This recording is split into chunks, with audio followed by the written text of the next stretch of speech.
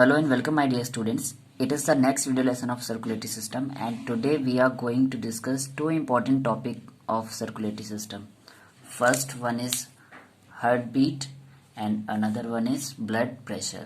So चलिए start करते हैं. तो first of all हम जान लेते हैं कि heartbeat होती क्या है. So as it says one systole and one diastole of each chamber of heart constitute heart beat. Means हमारे हार्ट के चैम्बर्स होते हैं, यानी कि हमारे हार्ट में 4 चैम्बर होते हैं, right auricle, right ventricle, left auricle और लेफ्ट वेंट्रिकल. इन चारों चैम्बर्स में एक बार होता है सिस्टोल और एक बार होता है डायस्टोल. तो ये प्रोसेस जब चारों चैम्बर में कंप्लीट हो जाती है सिस्टोल और डायस्टोल की, तभी हम इस कंप्लीट प्रोसेस को बोलते हैं हार्ट बीट. मीन्स एक बार हमारे हार्ट के दोनों ऑरिकल सिस्टोल होंगे और एक बार वेंट्रिकल सिस्टोल होंगे और फिर दोनों ही एक एक बार डायस्टोल हो जाएंगे. अब फर्स्ट ऑफ ऑल आपको सिस्टोल और डायस्टोल का मतलब समझ में आना चाहिए. सिस्टोल का मीनिंग होता है कॉन्ट्रैक्शन, यानी कि हमारे हार्ट की जो वॉल हैं वो आपस में कॉन्ट्रैक्ट होंगी, यानी कि हार्ट की वॉल में अंदर की तरफ प्रेशर जनरेट होगा और ये अपने आप को श्रिंक करेंगी और जैसे ही श्रिंक करेंगी तो ब्लड का प्रेशर बढ़ जाएगा और ये प्रेशर की वजह से ब्लड जो है वो नीचे वाले चैम्बर में चला जाएगा. यानी कि अगर ब्लड ऑरिकल में था तो ऑरिकल अगर कॉन्ट्रैक्ट होंगे तो ब्लड पंप होकर ऑरिकल से जाएगा वेंट्रिकल में. और दूसरी पोजीशन होती है डायस्टोल, यानी कि रिलैक्सेशन. रिलैक्सेशन का मतलब है कि इसका वापस से अपनी पोजीशन में आ जाना, यानी कि जैसे कि यहाँ पर आर्ट्रिया में हमारे कॉन्ट्रैक्शन हुआ, कॉन्ट्रैक्शन में ये श्रिंक हो गया, अब ये वापस रिलैक्स होकर अपने नॉर्मल शेप में आ जाएगा, तो उसको बोलेंगे डायस्टोल. यानी अगर हमारे हार्ट के जो चैम्बर हैं वो कॉन्ट्रैक्ट होंगे, यानी कि अपने आप को श्रिंक करेंगे, तो उस कंडीशन को बोलेंगे सिस्टोल. और फिर ये वापस से अपने नॉर्मल शेप में आ जाएंगे, यानी अपने आप को रिलैक्स कर लेंगे, उस कंडीशन को बोलेंगे डायस्टोल. तो अल्टरनेटिवली हमारे हार्ट के चारों जो चैम्बर्स होते हैं इनमें कॉन्ट्रैक्शन और रिलैक्सेशन की प्रोसेस जब कंप्लीट हो जाती है तो उसी को ही हम बोलते हैं हार्ट बीट. तो अब हम बेसिकली अगर बात कर लें तो हमारे पास 2 ऑरिकल्स होते हैं और 2 वेंट्रिकल होते हैं. तो हमारे लेफ्ट और राइट दोनों ऑरिकल के जो सिस्टोल की टाइमिंग होती है, यानी कि जब दोनों एक साथ कॉन्ट्रैक्ट करते हैं तो उसमें जो टाइम ड्यूरेशन लगती है वो लगती है 1 सेकेंड की. और जब दोनों डायस्टोल होते हैं, यानी कि अपने आप को वापस नॉर्मल शेप में लाते हैं, तब टाइम लगता है 0.7 सेकेंड का. तो ओवरऑल अगर हम बात करें अपने हमारे ऑरिकल्स के सिस्टोल और डायस्टोल की, तो हमारे पास जो टाइम आता है 0.8 सेकेंड का आता है. यानी कि 0.8 सेकेंड में हमारे हार्ट के दोनों ऑरिकल कॉन्ट्रैक्ट भी हो जाते हैं, यानी कि श्रिंक भी हो जाते हैं और वापस अपने नॉर्मल शेप में आ जाते हैं. एंड सेम एज जिस टाइम पे ऑरिकल हमारे कॉन्ट्रैक्ट हो रहे थे और रिलैक्स हो रहे थे, उसी ड्यूरेशन में हमारे वेंट्रिकल्स भी कॉन्ट्रैक्ट और रिलैक्स होते हैं. बट डिफरेंस क्या होता है कि जिस टाइम पे हमारे ऑरिकल कॉन्ट्रैक्ट होंगे उस टाइम पे वेंट्रिकल रिलैक्स हो जाएंगे. सपोज ये ऑरिकल है, ऑरिकल जिस टाइम पे श्रिंक होके अपने ब्लड को प्रेशर करेगा वेंट्रिकल में, तो वेंट्रिकल रिलैक्स होकर अपने साइज को बढ़ा लेगा. और फिर जब ऑरिकल अपने आप को नॉर्मल शेप में लाएगा तब वेंट्रिकल अपने साइज को श्रिंक कर लेगा और ब्लड को अदर ऑर्गन्स में डिफ्रेंशिएट कर देगा. यानी ऐसा नहीं हो सकता कि ऑरिकल और वेंट्रिकल दोनों ही साथ में सिस्टोल कर रहे हैं, यानी कि दोनों साथ में कॉन्ट्रैक्ट नहीं करेंगे. जब यहाँ से कॉन्ट्रैक्शन होगा तो ब्लड यहाँ आएगा, उसके बाद ये वाला पोर्शन कॉन्ट्रैक्ट होगा तो यहाँ से ब्लड बॉडी के ऑर्गन्स में चला जाएगा. तो सिंपली इस तरीके से हम बोल सकते हैं कि एक बार ऑरिकल कॉन्ट्रैक्ट होंगे और उसके बाद दोबारा में वेंट्रिकल कॉन्ट्रैक्ट होंगे. तो जब ऑरिकल कॉन्ट्रैक्ट हो रहे होंगे तब वेंट्रिकल हमारे रिलैक्स पोजिशन में होंगे और जब वेंट्रिकल कॉन्ट्रैक्ट हो रहे होंगे तो ऑरिकल रिलैक्स पोजिशन में होंगे. यानी कि एट्रियल सिस्टोल और एट्रियल डायस्टोल जिस 0.8 सेकेंड में हो रहा है उसी 0.8 सेकेंड की ड्यूरेशन में हमारे वेंट्रिकल में भी सिस्टोल और डायस्टोल हो जाएगा. यानी कि एट्रियल सिस्टोल हुआ था 0.1 सेकेंड में, तो हमारा जो वेंट्रिकुलर सिस्टोल है वो आ जाएगा 0.3 सेकेंड में. क्लियर. अब 0.7 सेकेंड में एट्रिया जो है हमारी की, यानी कि ऑरिकल जो है वो डायस्टोल हो रहे थे, यानी कि अपनी नॉर्मल पोजीशन में आ रहे थे. तो सेम एज हमारे जो वेंट्रिकल्स हैं वो 0.5 सेकेंड में अपनी नॉर्मल पोजीशन में आ जाएंगे. मीन्स एट्रियल से 0.1 सेकेंड में ब्लड पंप होकर आएगा वेंट्रिकल में, और वेंट्रिकल 0.3 सेकेंड में कॉन्ट्रैक्ट होकर वापस अपनी रिलैक्सेशन पोजीशन पे आ जाते हैं। तो इस तरह से ये अल्टरनेटिव प्रोसेस होता है कि एक बार हमारे ऑरिकल सिस्टोल करेंगे और फिर उसके बाद ऑरिकल सिस्टोल करेंगे, उसके बाद वो चले जाएंगे डायस्टोल में, और जब ऑरिकल डायस्टोल की कंडीशन में जाएंगे तब हमारे वेंट्रिकल सिस्टोल करेंगे, और फिर जब वेंट्रिकल डायस्टोल की कंडीशन में जाएंगे तब ऑरिकल फिर से सिस्टोल की कंडीशन में चले जाएंगे। तो इस तरह से हमारे ऑरिकल और सिस्टोल के, हमारे जो ऑरिकल होते हैं उनके भी सिस्टोल और डायस्टोल की जो टाइमिंग होती है वो 0.8 सेकेंड होती है, सेम एज हमारे वेंट्रिकल और के भी सिस्टोल और डायस्टोल की जो टाइमिंग होती है वो 0.8 सेकेंड होती है। यानी हमारा जो एक्चुअल हार्ट बीट का जो टाइम है, सिंगल हार्ट बीट जो होती है उसमें जो टाइम लगता है 0.8 सेकेंड का लगता है। सो हम कह सकते हैं, so 1 heart beat is equal to 0.8 second, यानी कि 0.8 सेकेंड में हमारी एक हार्ट बीट हो जाती है।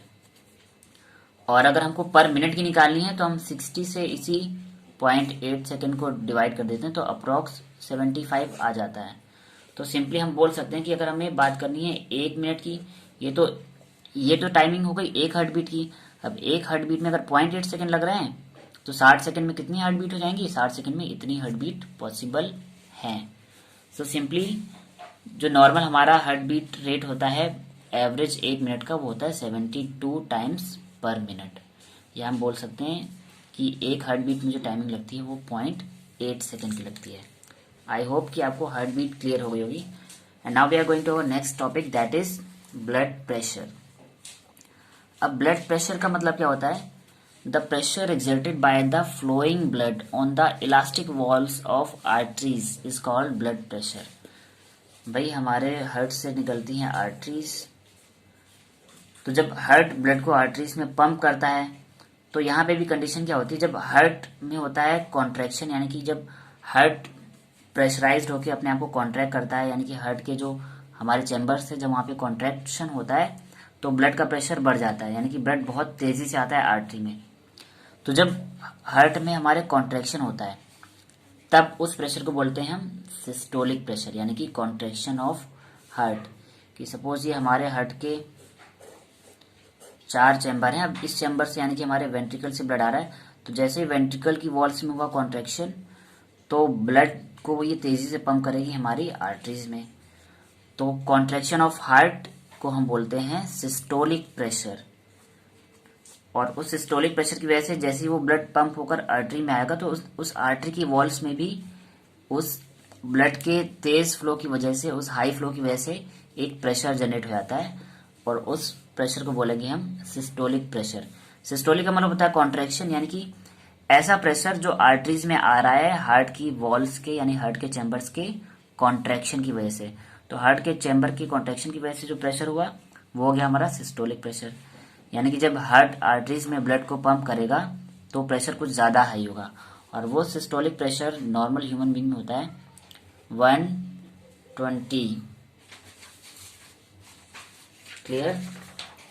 और वही हम बात कर लें, इसको जो हम मेजर करते हैं उसकी जो यूनिट होती है वो होती है पर क्यूबिक एमएम ऑफ ब्लड के हिसाब से ये सिस्टोलिक ब्लड प्रेशर जो है हमारा मेजर किया जाता है। तो सिंपली जो है ना, इसको हम mmHg में यानी कि हाइग्रोस्कोपिक प्रेशर में नापते हैं। तो पर क्यूबिक एमएम में इतना हाइग्रोस्कोपिक प्रेशर होता है हमारे ब्लड का, और ये कब होता है? सिस्टोलिक कंडीशन में, यानी कि जब हमारे हार्ट में हो कॉन्ट्रैक्शन। तो यानी कि हमारा जो हार्ट का जो सिस्टोलिक प्रेशर है वो 120 होना चाहिए। इसके बाद हम बात कर लेते हैं डायस्टोलिक प्रेशर की।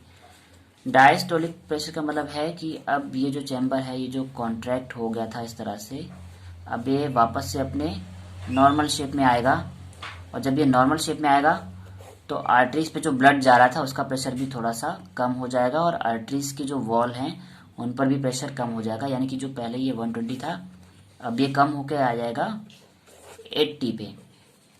तो डायस्टोलिक प्रेशर का मतलब है रिलैक्सेशन ऑफ हार्ट, यानी कि जब हमारी हार्ट की वॉल्स जो हैं आपस में कॉन्ट्रैक्ट हो चुकी है, वो रिलैक्स कर रही है, यानी कि नॉर्मल पोजीशन में आ रही हैं। तो जब हार्ट रिलैक्स करेगा तो प्रेशर कम होगा। तो हार्ट का जो रिलैक्सेशन प्रेशर है यानी कि जो डायस्टोलिक प्रेशर होता है वो होता है 80 mmHg। क्लियर? तो इसीलिए जब हम ब्लड प्रेशर की बात करते हैं तो हमारा जो कंप्लीट ब्लड प्रेशर, जब वैसे भी आप लोग जाते होगे तो जो डॉक्टर्स मेजर करते हैं आपका कंप्लीट ब्लड प्रेशर, तो वो दो कंडीशन में मेजर करते हैं, सिस्टोलिक और डायस्टोलिक। तो सिस्टोलिक कंडीशन में हमारा मैक्सिमम 120 और डायस्टोलिक में 80, ये इसी को हम बोलते हैं 120/80 mmHg, ये हमारा नॉर्मल ब्लड प्रेशर होता है। मीन्स आपका ब्लड प्रेशर सिस्टोलिक कंडीशन में 120 से ऊपर जा रहा है तो हम बोल देते हैं ब्लड प्रेशर हाई है, और अगर आपका 80 के नीचे जा रहा है डायस्टोलिक कंडीशन में तो हम इसको बोल देते हैं blood pressure low. So I think आपको ब्लड प्रेशर के वेरिएशन समझ में आ गए होंगे। सो ह्यूमन बींग में जो नॉर्मल ब्लड प्रेशर होता है 120/80 mmHg होता है, जो कि सिस्टोलिक/डायस्टोलिक के रेशियो में होता है। अब कुछ इंपॉर्टेंट टर्म्स, जैसे कि एक इंस्ट्रूमेंट आपसे एग्जाम में कई बार पूछ लिया जाता है जिससे हम ब्लड प्रेशर को मेजर करते हैं, तो उस इंस्ट्रूमेंट का नाम है स्फिग्नोमैनोमीटर। स्फिग्नोमैनोमीटर ये डिवाइस होती है जिससे कि डॉक्टर ब्लड प्रेशर मेजर करता है। सो स्टूडेंट्स, आपको ये वीडियो कैसा लगा ब्लड प्रेशर और हमारे हार्ट बीट का, प्लीज़ कमेंट करके बताएं, और इसे सभी स्टडी रिलेटेड ग्रुप्स में शेयर भी करें। साथ ही वीडियो अगर पसंद आए आपको तो इसे लाइक कर लें और चैनल को सब्सक्राइब कर लें और बेल आइकन भी प्रेस कर लें ताकि अपकमिंग वीडियोस की नोटिफिकेशन आपको मिलते रहें। और लास्ट वीडियो में मैंने कंप्लीट सर्कुलेटरी पाथवे को डिस्क्राइब किया था, तो अगर आपने वो वीडियो नहीं देखा है तो उस वीडियो का लिंक मैंने डिस्क्रिप्शन बॉक्स में दे रखा है, तो उस लिंक पर क्लिक करके आप कंप्लीट सर्कुलेटरी पाथवे का वीडियो भी देख सकते हैं। Thank you student.